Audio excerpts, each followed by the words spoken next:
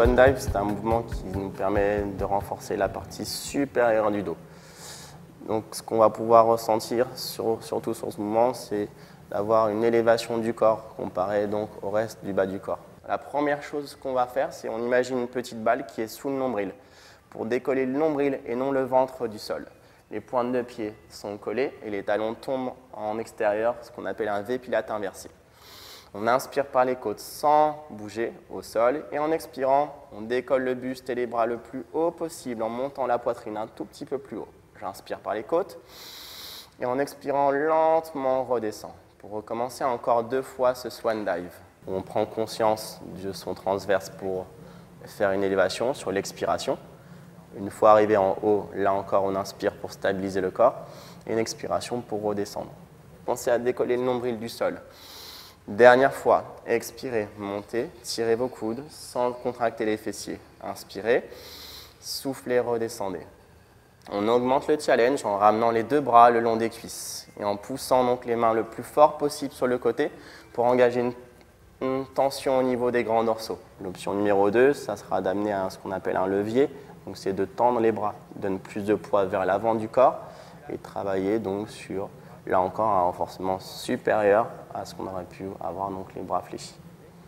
Et en expirant, ramenez les bras le long du corps en reposant le front et le buste au sol. Encore 4 mouvements. Inspirez par les côtes. Expirez, ramenez les bras en arc de cercle, le buste se décolle. On allonge les bras au plus loin possible, pouce serré. Inspirez. Soufflez, revenez et reposez. Encore 4 mouvements. J'inspire par les côtes. J'expire, j'allonge mes bras encore plus loin en faisant attention à son nombril. Les mauvaises postures qu'on pourra retrouver sur ce Swan Dive sera d'avoir le ventre qui se relâche. Si vous relâchez donc le ventre, on aura 2 sensations qu'on pourra y retrouver. Un point très précis. C'est pas diffus, c'est vraiment précis, on peut le ressentir. C'est que vous êtes sûr que votre ventre a été relâché. Votre ventre est plaqué au sol. Là, c'est sûr que ça sera 2 vertèbres qui viennent commencer à faire un petit pincement. Comme c'est une élévation très peu en hauteur, on pourra vite redescendre au sol et recommencer en aspirant son nombril. La deuxième sensation, c'est que si vous aspirez bien votre nombril, cette sensation diffuse va se propager sur toute la longueur de votre dos. Et là, on sera plus sur un travail musculaire. Donc vraiment 2 choses à ressentir. Soit un point précis, soit quelque chose de diffus. Si c'est précis, c'est que c'est une douleur. Si c'est diffus, c'est que c'est un renforcement.